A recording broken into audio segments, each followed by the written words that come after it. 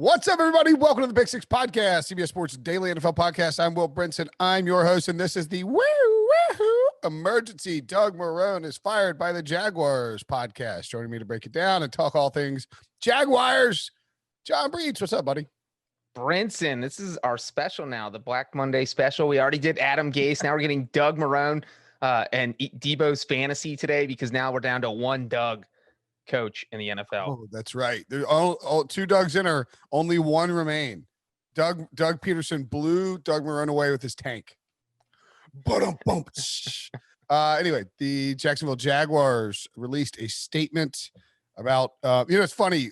It's not funny. Somebody lost their job, so we're not laughing. But Doug Marrone is wealthy beyond his wildest dreams, so he can buy all the baloney he wants. He's not going to suffer. Of course, there is nothing funny about somebody losing their jobs, but a couple of notes on this. One, the Jaguars tweeted out a statement from owner Shad Khan at 9:08 a.m. on Monday, and we had talked about this before in preparing for these podcasts. We were saying how the Jaguars are a early Monday firing team. Like, that's just how they like to fire people. And as Debo points out, they had lots of practice. You can kind of gauge when various teams will do this, Breach, right? Like the Chargers, if they fire Anthony Lynn, will do it on, at like late afternoon. They're on Pacific time. Nobody's waking up early to fire anyone. And that was the whole conversation where if the Steelers were to fire someone, Mike Tomlin was obviously not on the hot seat, but they haven't fired anyone, or they don't fire anyone. So you have no idea when the Steelers would let go of a coach. But Jacksonville, 8 a.m. sharp. The Chargers, late afternoon. They're the teams that regular fire people have their formulas, and we know those formulas. We're on to you guys. Yeah. Like if the Chargers were smart, they would fire their coach at 6 a.m. East Coast time. Nobody would know it.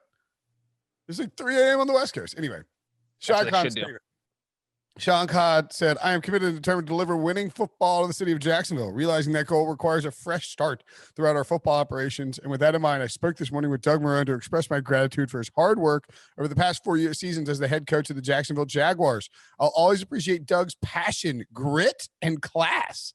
And I'm confident he will enjoy success in the next chapter of his career." Yada, yada, yada. We're going to keep looking for although it was interesting, he said, as the search for our new general manager continues, now the quest begins to find a head coach who shares my ambition for the Jacksonville Jaguars and our fans whose loyalty and faith are overdue to be rewarded. I don't find any of that to be incorrect. What I find interesting about it is that it doesn't appear that they're necessarily going to go find a GM and then find a coach. Like, I don't think we know exactly how the Jaguars plan to do that. They've sort of they've blended it in the past, and I don't want to knock on the Khan family here, but they went out and they had Dave Caldwell and Gus Bradley, and then they fire Gus Bradley. They keep Doug Marrone. They bring in Tom Coughlin to help out Dave Caldwell. They've allowed sort of a Brownsian power structures to take place where it's very uneven. Like the Jets, Browns, and Jaguars all have that in common. There's no, if you're going to row a boat, if you're going to put 4 dudes in a canoe, 2 dudes in a canoe and row a boat, do you want them rowing in the same direction, Breach, or different directions? And they haven't done that. Well, it depends on the size of the lake, but I get what you're saying. I guess if it's a circular lake, you want everybody. The Jaguars have been running in circles for the past their whole existence. But maybe Khan doesn't want to kind of say he's going to go either way because he wants to leave that open, because it does feel like they're kind of learning from their mistakes. At least I think they are. And that's tough to say since they've only had one playoff appearance since 2008, where they're sitting back and saying, well, if we bring in a guy like Matt Rule, if we bring in a college guy, we want to give him all the power, we need to hire the general manager second. But if you also want, you have the number 1 overall pick that seems like a slam dunk, you know what you're going to do.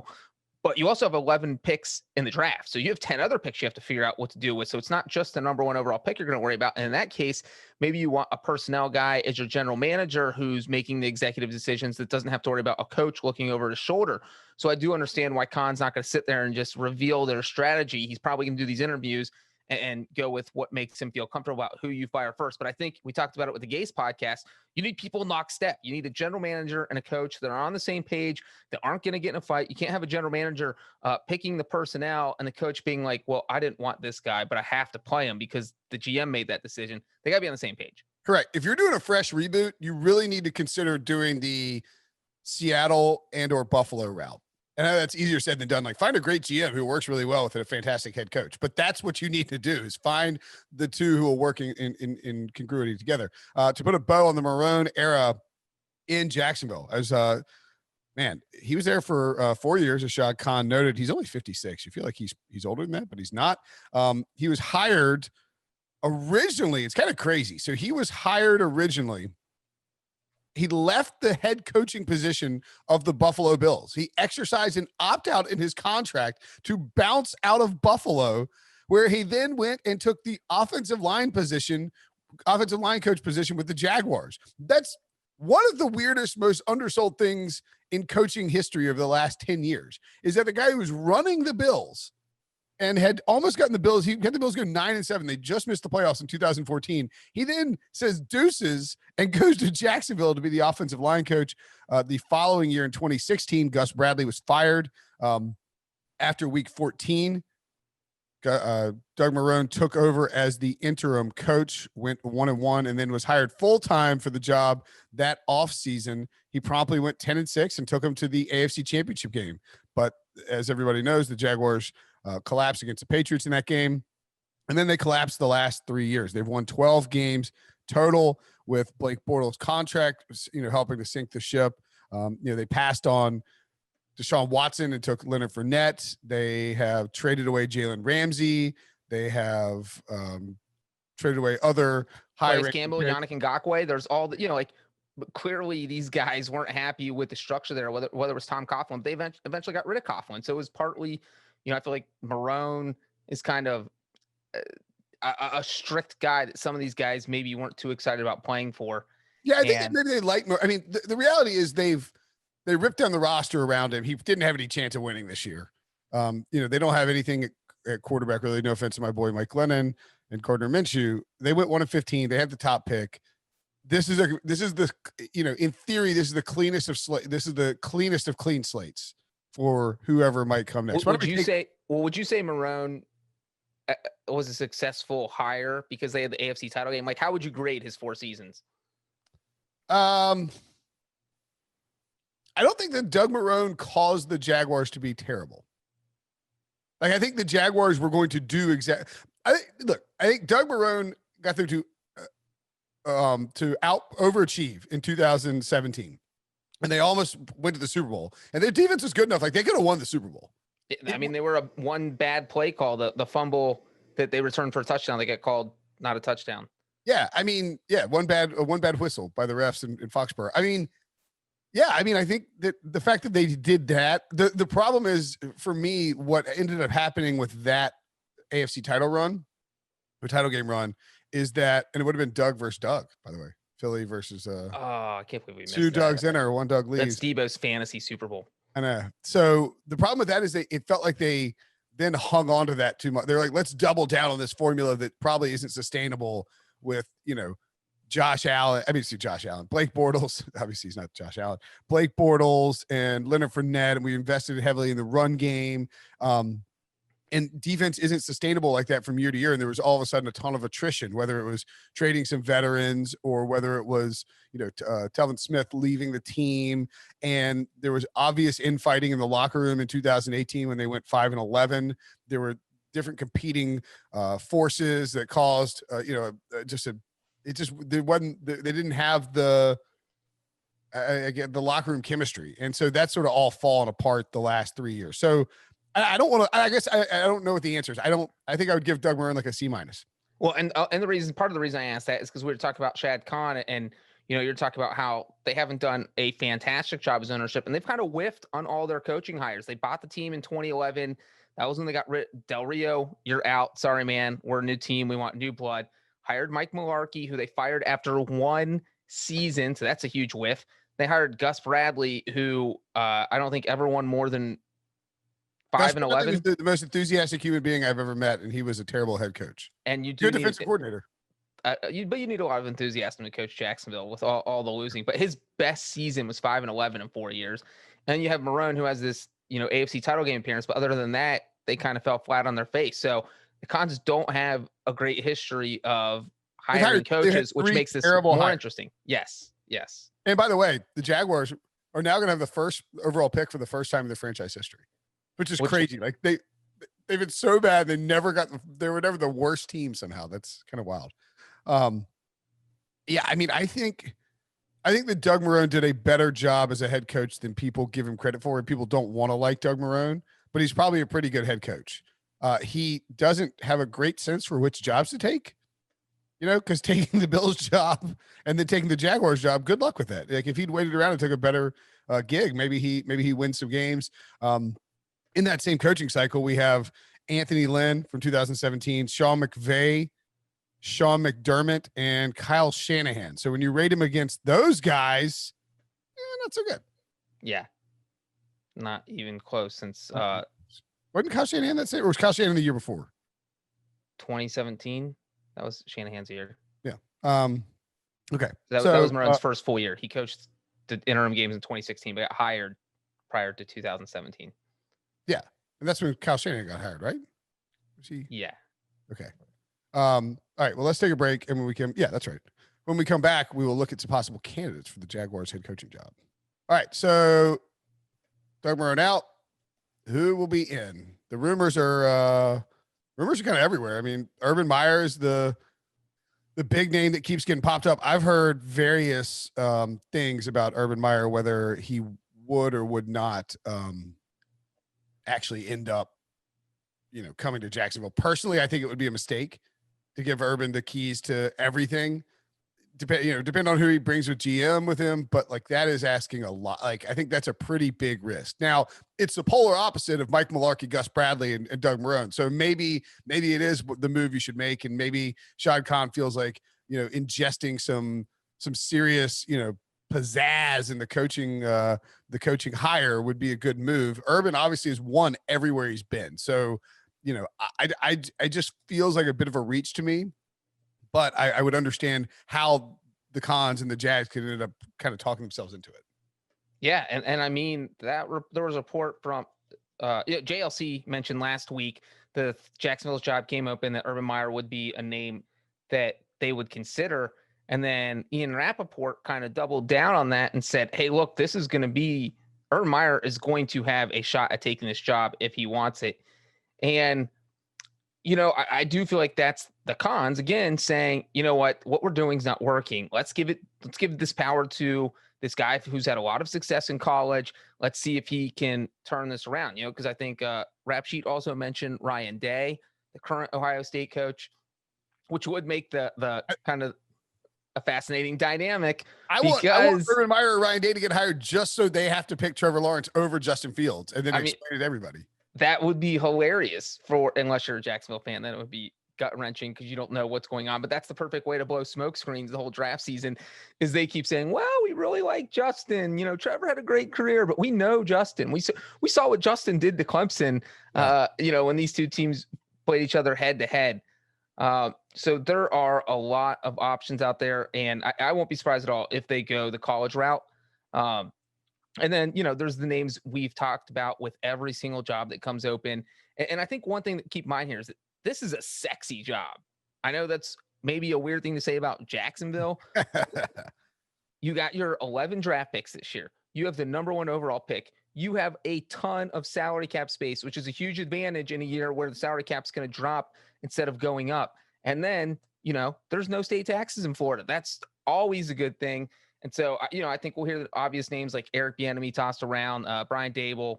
So I think it's just going to depend if they want to go the college route or the pro route. But I do think they're going to have their pick of the litter. I have to think anybody who interviews for this job, some guys just do it to kind of get interviewing experience, but maybe it's not the job they want. Or you're Josh McDaniels. You think you're going to take a job, then you back out at the last second. I think this is going to be a hot job. Yeah. Pete Prisco tweeted out a little while ago, the Jaguars job is a great one right now. Don't laugh. If you can't fix that team with all the draft capital, Trevor Lawrence in the cap room, then you are truly bad at your job. So I would like Pete to get a look at GM. Pete getting a GM job would be, we'd have the inside info, right? I know he wouldn't. He'd like stop talking to us. He'd be like the guy who started wearing like Armani suits and like wouldn't speak to us. Hey, how you doing? I guess I can't take it. We're taking. What about okay? So you mentioned Brian Dable and Eric Bieniemy. I'd be really curious to know. See, to me, the idea that they hire some powerful or some GM who then picks up Bieniemy or Dable, I don't love that idea, because I think at that point you have a new head coach. You have a head coach who's doing his job for the first time, and he is trying to learn on the fly, and he is working for somebody who presumably has the Khan's ear. I think that there's a real chance that you can screw this up by creating competing interests between the coach and the GM. And I know that they're starting at the same spot, but it's so important just to be on the same page.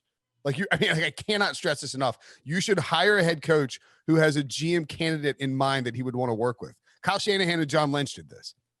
It's okay that the head coach, quote unquote, hires or approves of the GM. It doesn't have to be the GM hires the head coach and the head coach works for him, because at some point there's going to be a power struggle there where the head coach does really well and is attempting to sort of take power away, or where the head coach doesn't do well and the GM is attempting to take, to distance himself from the head Shift coach. blame to I'm putting the players, I'm giving them the players, he's not producing.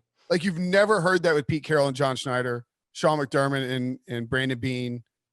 Even with like Andy Reid having success, you would see, with John Dorsey, you saw some of that stuff, but ultimately they decided to go with Andy Reid, right? And you bring in Brett Veach. And so you have to make to me, the move is to interview head coaches and ask them about prospective GM candidates that they've worked with before around the league who they would be interested in. And then not only do you get a better idea of what GMs might be good, but you can get an idea of, is this guy prepared to bring in is this guy prepared to bring in a GM and a head coach, a GM, depending on which side you decide to go with. By the way, Matt Eberflus is a name that is getting some buzz right now. The Jets and Texans have put in requests for him, and the Panthers have requested Colts assistant GM Ed Dodds for the GM job. So it'll be curious to see how quickly the Jaguars move here. I will say real quick with Jacksonville's job, I think they go with an offensive-minded coach. Marrone's an offensive line coach. He does not count. Gus Bradley was a defensive coach. They haven't had that, whatever you can call it, Sean McVay type. They're going to go for an offensive mind, would be my guess, because that's something they haven't done. And you're going to have the top pick in the draft, probably take Trevor Lawrence. You're going to want somebody who can kind of, help him through his first couple of years. That's your job. You got to come in and Trevor Lawrence has to be good. Like, if you screw up Trevor Lawrence, you're getting fired quickly. Yeah. I mean, Trevor Lawrence stinks for the Jaguars, then the Jaguars are going to be like looking for a new coach in 2 years. Yeah. So because of that, I think they're going to go the offensive route. Yeah. Do we need to? I think the names that we mentioned are probably the same for just about every job. I mean, I think Urban is the one name here that's a little bit different. And we heard like a Matt Campbell. Can you lure Matt Campbell to Jacksonville? I mean, you'd much rather have the Jaguars job than the Jets job, right? Yes. I think and so. There's less criticism from the media. It's not as crazy. Jacksonville's a lot more laid back than New York. If I'm a college coach, I would absolutely look at Jacksonville over the Jets. Yeah. I mean, I think a lot less pressure. Yeah, absolutely. So Matt Campbell, if that's somebody that you want to come in and help and have build a program from scratch is a good option. I think Bieniemy, Matt Eberflus, who we mentioned, and Jim Harbaugh. The one time we talked about this job, I think this is the best fit for him. If he is thinking about coming back to the NFL at all, this job works the most. I know Wilson poo-pooed our idea the one time we brought it up, but look, he's been successful at the NFL level. You went to 3 straight NFC championship games. Like, why wouldn't you have, if you're an owner and you're not thinking about that fact, like, hey, look, this guy took a 49ers team that was left for dead. I mean, that team was a carcass when Jim Harbaugh took over in 2011. They hadn't been good for a while. And all of a sudden, like you just said, 3 straight NFC championship games. So if I'm in the spot that Jacksonville's in, I'm at least considering. I don't think it makes sense for most teams, but for Jacksonville, I do think it would make sense to at least talk to him. Yeah, I think Jim Harbaugh is probably more highly regarded than people on Twitter think he is. If like in the sense that people are like, Michigan sucks with Jim Harbaugh. I mean, he just can't beat Ohio State. Ohio State's friggin' awesome every year. Like, they're one of the 3 best teams in college football every single year. Okay, so that's it, right? That's the show. We'll have more candidates as rumors start to pop up when we talk about it on the show. throughout the week. We'll have a recap show breaking down everything from Black Monday. So make sure and subscribe, rate, and review. For John Breech, I'm Will Brinson. See you later.